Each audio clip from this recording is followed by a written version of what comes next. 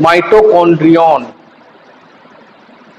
Mitochondrion is the singular word, plural होता है mitochondria. ठीक है, तो it's a powerhouse of the cell, ये बचपन से आप लोग सुनते आ रहे हो। पावर हाउस क्यों? क्योंकि ये सेल की एनर्जी बनाती है। और ये देखा गया है जो सेल जितनी ज्यादा एक्टिव होगी उसमें उतना ही ज्यादा माइटोकॉन्ड्रिया पाया जाएगा। कौन कौन सी एक्टिव सेल्स यहाँ पे? स्पर्म की टेल, मसल सेल, मसल हमेशा हमारी काम करती रहती है, लीवर सेल्स, तो जो सेल जितना काम करेगी उतना ही ज्यादा उसके अंदर माइटोकॉन्ड्रिया पाया जाएगा। और ये देखा गया 300,000 माइटोकॉन्ड्रिया भी किसी किसी सेल में पाए जाते हैं।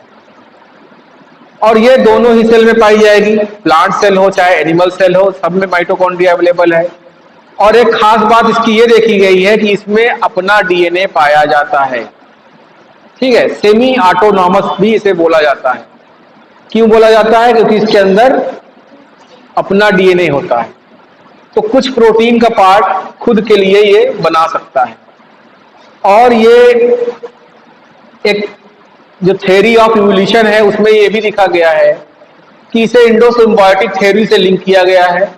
ये माना जाता है कि ये कोई एक बैक्टीरिया था, तभी इसके अंदर कोई डीएनए है जो कि किसी सेल के अंदर आ गया और इस टाइप से काम करने लगा, सिम्बायोसिस हो गई उसकी सेल के साथ। कुछ चीजें इसको सेल प्रोवाइड करता है और इस सेल को एनर्जी प्रोवाइड करता है। क्या इसको प्रोवाइड करता है? ग्लूकोज, है ना, ग्लूकोज वगैरह दिया इसने और इस टाइप से ये एनर्जी उसको देने लगा सेल को। तो ये एक इंडो सिम्बायोटिक का ये थ्योरी माना जाता है।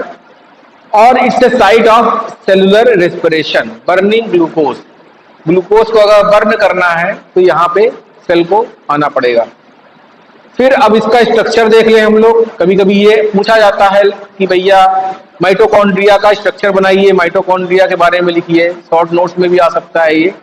तो यहाँ पे आप देखिए क्या लिखा हुआ है, ऑक्सीजन कंज्यूमिंग, इस टाइप से आपको लिखना पड़ेगा, है ना। जो वर्ड्स लिखे हुए हैं वो तो मैंने यहाँ स्लाइड में शॉर्ट करके लिखा हुआ है, लेकिन आपको वहां बना बना के उसको, जिससे आपके पेज वगैरह फिल हो, उस टाइप से फिगर बना के वो सब चीजें आपको प्रैक्टिस करनी पड़ेगी। तो इससे oxygen consuming ribbon shape, ribbon की तरह दिखने वाला सेलुलर ऑर्गेनेली है। और जो माइटोकॉन्ड्रियन है ये 2 यूनिट मेम्ब्रेन, है ना, जो हमारी प्लाज्मा मेम्ब्रेन वाली थी वैसे ही ये बनी हुई है, आउटर मेम्ब्रेन और इनर मेम्ब्रेन। ठीक है, तो यहां पे भी देख पा रहे हो आउटर मेम्ब्रेन हो गई और एक इनर मेम्ब्रेन। तो आउटर मेम्ब्रेन में तो कोई दिक्कत नहीं है, देखिए यहाँ पे ऐसे करके बना एक डब्बा जैसा ये बना हुआ है, और उसके अंदर जो इनर मेम्ब्रेन है वो फोल्डेड है, देख रहे हैं, ऐसे करके फोल्डेड हो गई है। क्यों फोल्डेड हो गई है?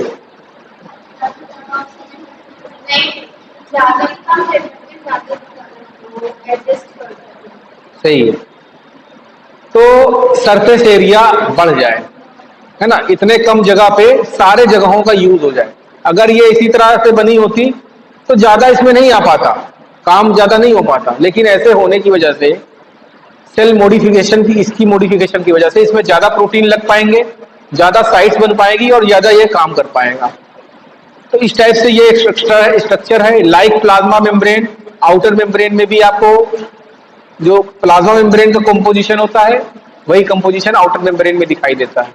वहां पे भी आपको लाइपोप्रोटीन मिलेगी, पोरिन्स मिलेंगे। पोरिन्स क्या होते हैं? पोर्स, जो कि आपको मॉलिक्यूल्स वगैरह को अंदर बाहर करने में हेल्प करता है।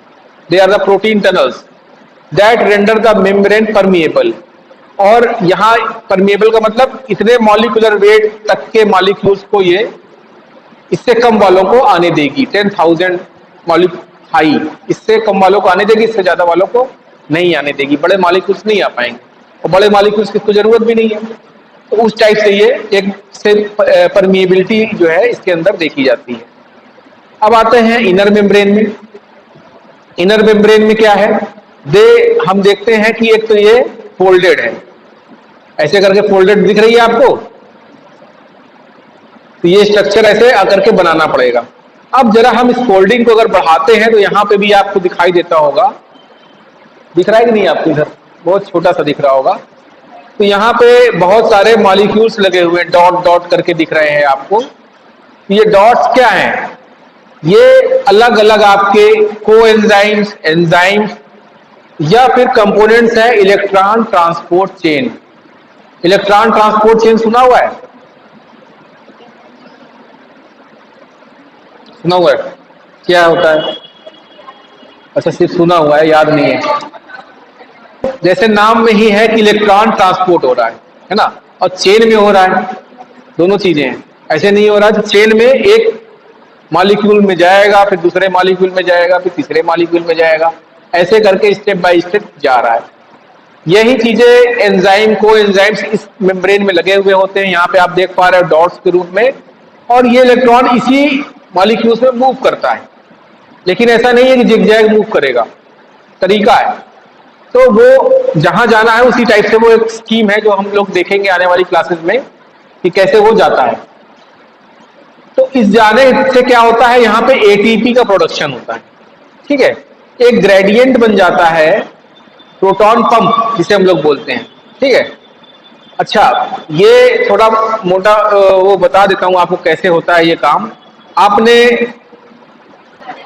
तो डैम क्या काम करता है, उसका पानी क्यों रोका जाता है?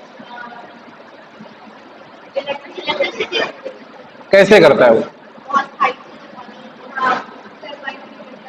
टरबाइन में गिरता है। गुड, और यार नॉलेज तुम लोग को है अपडेट। तो आपने एक मूवी देखी होगी स्वदेश, देखा है? स्वदेश नहीं देखा हुआ है? उस मूवी में शाहरुख खान जो है वो अमेरिका से आता है, कोई साइंटिस्ट होता है, वो गांव में आता है वो, और गांव में बिजली नहीं होती है, तो गांव में वो बनाता है, क्या बोलते हैं, डैम बना के अपना बिजली प्रोड्यूस करता है। तो उसमें दिखाया गया वो टरबाइन के ऊपर पानी गिरता है, और जब वो नाचती है तो उसकी एनर्जी को स्टोर करके लाइट जलती है, टाइप से बनाया भी होगा।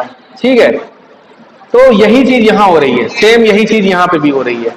यहाँ पे क्या होता है कि यहाँ पे जो पानी हम लोग बोलते हैं वो प्रोटॉन है आपका, H+ वाला फॉर्म है, वो इस वाली मेम्ब्रेन, एक मेम्ब्रेन ये हो गई और ये आउटर मेम्ब्रेन हो गई। तो आउटर और इनर मेम्ब्रेन के बीच में गैप होता है, उसमें ये प्रोटॉन को पहले पंप करता है। पहला काम है यहाँ पे पानी पहुंचा देना अलग अलग उसकी मदद से, और जब ढेर सारा यहाँ पे पानी पहुंच जाता है, H+ की संख्या ज्यादा हो जाती है, फिर इसको वापस से इसके अंदर आना होता है, और यहाँ पे एटीपी सिंथेस F1 पार्टिकल जिसे हम लोग बोलते हैं वो लगे हुए होते हैं, जो कि सिमिलर टू टरबाइन होते हैं। जो टरबाइन रोटेट करती है वैसे ही वो भी रोटेट करता है, और वो एनर्जी कैप्चर हो जाती है एटीपी के फॉर्म में। ठीक है, ये हम लोग डिटेल में देखेंगे जब आप मैकेनिज्म वगैरह देखेंगे, वहां मतलब आगे डिटेल में पढ़ेंगे, तो यही वाला प्रोसेस समझेंगे उसको कैसे होता है वो। तो ये हो गया माइटोकॉन्ड्रिया। अब माइटोकॉन्ड्रिया के अंदर मैट्रिक्स भी पाया जाता है। मैट्रिक्स का मतलब कि एक colloidal liquid encircled by the inner membrane. पूरी अभी हम लोग मेम्ब्रेन की बात कर ली, लेकिन उसके लिक्विड की नहीं बात की। तो लिक्विड वहां पे आपको पाया जाएगा, मैट्रिक्स जिसे हम लोग बोलेंगे, that is the soluble enzymes of Krebs cycle which completely oxidise acetyl coenzyme A. ठीक है, तो यहाँ क्रेब्स साइकिल, एक क्रेब्स साइकिल होती है जिसे हम लोग सिट्रिक एसिड साइकिल भी बोलते हैं, तो वो यहाँ पे होती है, और उसके से रिलेटेड जितने भी एंजाइम्स होते हैं वो यहाँ पे पाए जाते हैं। इसके अलावा hydrogen ion reduce to NAD and FAD, NADH2 FADH2 इस टाइप से बनते हैं, एनर्जी रिच मॉलिक्यूल्स हैं वो भी यहाँ पे पाए जाते हैं ढेर सारे, और ये हेल्प करते हैं आपको जनरेट करने में एनर्जी, ATP मॉलिक्यूल्स। ठीक है, क्रेब्स साइकिल नहीं, ये नहीं आएगा क्योंकि ये आपके नेक्स्ट ईयर में नहीं है, इस साल में नहीं है, आपके जूलॉजी में होगा, इस साल यहाँ नहीं है, अब नेक्स्ट ईयर है आपको।